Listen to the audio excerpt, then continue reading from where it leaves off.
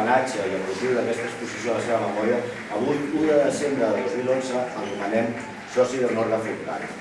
En el seu nom recull el guardó el seu fill i deixeble musical Ricardo Tarragona i en farà entrega al seu compare Manolo González Patata, que va compartir molts moments i espai vital amb ell, i el Ricardo ens dirà unes paraules.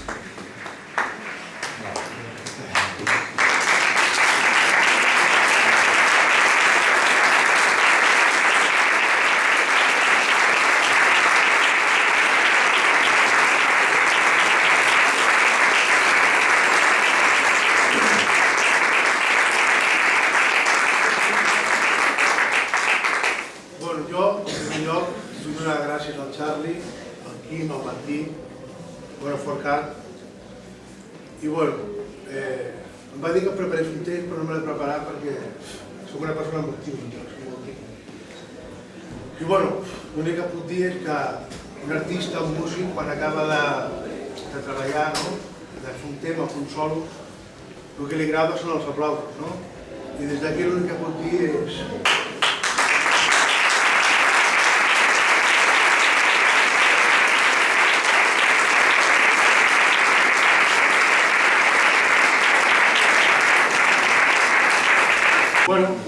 Què puc dir del meu compare?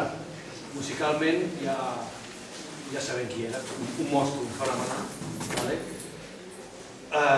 Ell, per mi, va ser tot, musicalment. O sigui, ell va ser el primer gitano que va introduir els timbals a la rumba catalana.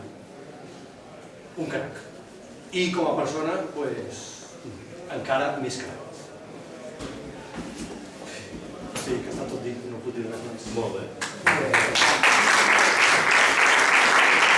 L'únic que puc dir és que ha sigut el mestre i el pioner, junt amb el Luisito Dulzaires, els dos màxims exponents a la música llatina a tot Espanya. De fet, avui he rebut un missatge de Luisito. I Tito Puentes el volien portar amb 14 anys. L'únic que puc dir és que se l'han portat ara a tocar molts anys al Arsenal. És l'únic que puc dir. El millor de tots els temps. Gràcies, Ricardo, per estar aquí. Quan va morir i, us lo vaig dir així. Ricardo Tarragona, indiscutiblemente el mejor percusionista de toda España. El maestro nos trajo a todos los gitanos los ritmos caribeños, la salsa. Él nos hizo entender los compases, los ritmos, las bases, las claves técnicas y todos los patrones de esta música tan influyente para todos.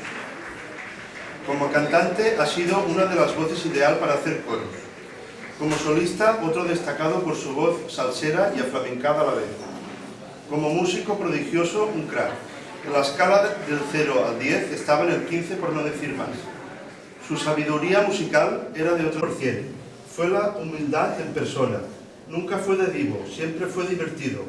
Nunca iba de grande, aunque como persona y músico era inmenso. Nunca fue egocéntrico, aunque podía serlo por sus grandes virtudes. Nunca fue de artista, aunque lo era como la copa de un pino. Nunca se las dio de más, aunque era más que todos. Nunca lo vi triste, y si lo estaba te transmitía alegría. Le gustaba comer, reír, pasarlo bien, y sobre todo beberte las lágrimas con su simpatía. Así recuerdo yo y aún veo a Ricardo Tarragona. En pocas palabras, fuiste genuino, un gran amigo con quien me reí mucho. Gracias por todo lo vivido y lo aprendido.